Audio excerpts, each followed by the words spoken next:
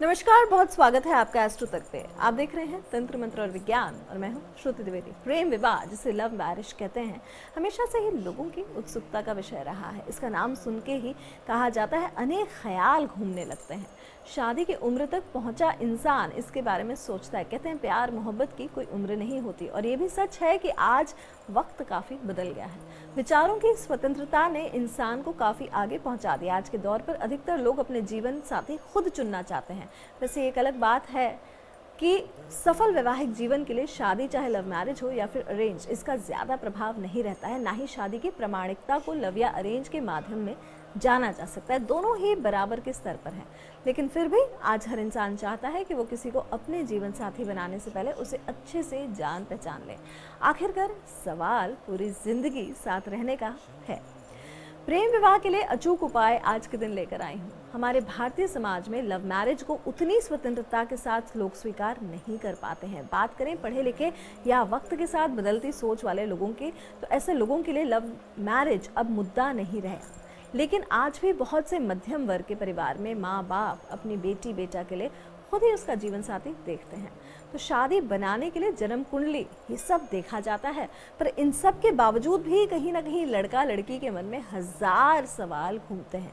ऐसे में बहुत से वो भी होते हैं जो अपनी लव मैरिज की सफलता के लिए दुआएं कर रहे होते हैं। तो अगर आप भी उनमें से एक हैं जो ये सोचते हैं कि आखिर क्या उपाय किया जाए कि आपकी लव मैरिज कामयाब हो जाए, चलिए इस मुद्दे पर मैं आपको कुछ बातें बताती हूँ जिन्हें करने से आपको इसमें सफलता मिलेगी।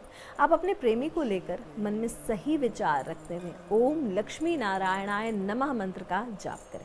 जाप शुरू करने से पहले भगवान विष्णु और माता महालक्ष्मी की मूर्ति या फिर उनकी फोटो अपने सामने रख लें और जाप के लिए स्फटिक की माला का प्रयोग करें। साथ ही ध्यान रखें शुक्ल पक्ष के गुरुवार को इस मंत्र का जाप शुरू करें। ऐसा करने से आप उस इंसान को अपनी ओर और आकर्षित कर पाएंगे जिनके साथ आप लव मैरिज करना चाहते हैं। एक दूसरा मंत्र भी है जिसका जाप शुरू करने से पहले अपने लवर का ध्यान मन में रखते हुए भगवान श्री कृष्ण की आराधना करते हुए इस मंत्र का जाप शुरू करें, जो कि है केशवी केशवाराध्या किशोरी केशव सुता रुद्र रूपा रुद्र मूर्ति रुद्राणी रुद्र देवता।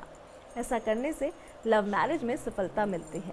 हर शुक्रवार के दिन आप राधा कृष्ण की प्रतिमा के सामने बैठकर ऊपर जो मैंने अभी आपको मंत्र बताया उसका 108 बार जप करें। 3 महीने तक ऐसा नियमित रूप से करेंगे तो आपको असर दिखने लगेगा और लव मैरिज में आने वाले तमाम परेशानियां आपको समझ में आएंगी कि वो दूर हो रही हैं।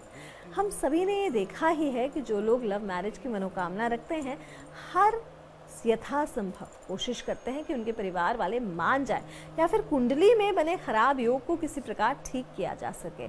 अभी मैंने आपको बताया कुछ मंत्र जिसकी मदद से लव मैरिज में सफलता मिलेगी। इनके अलावा भी अगर लव मैरिज करने वालों को कई बार हस्तरेखा विद्या का सहारा लेना पड़ा है।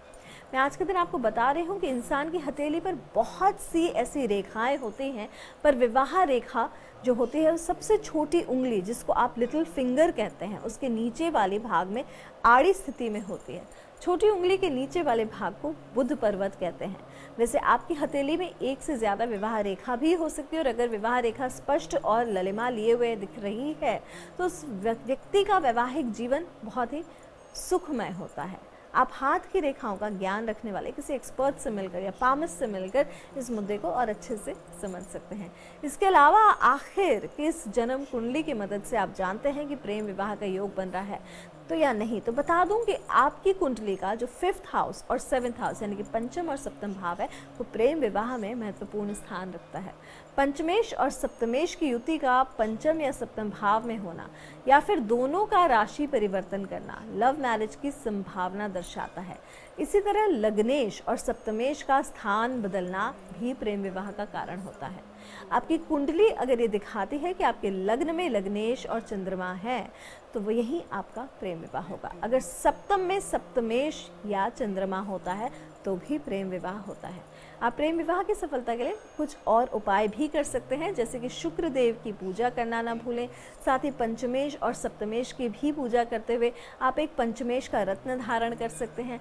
अगर कहीं आप भी प्रेम विवाह की सफलता को लेकर असमंजस में फंसे हैं तो यकीनन इन उपाय जो मैंने आपको दिए हैं उनकी मदद से आपको समाधान मिलेगा और साथ ही साथ आपकी ज़िंदगी जो है वो बहुत ही खूबसूरत तरीके से पूरी होगी।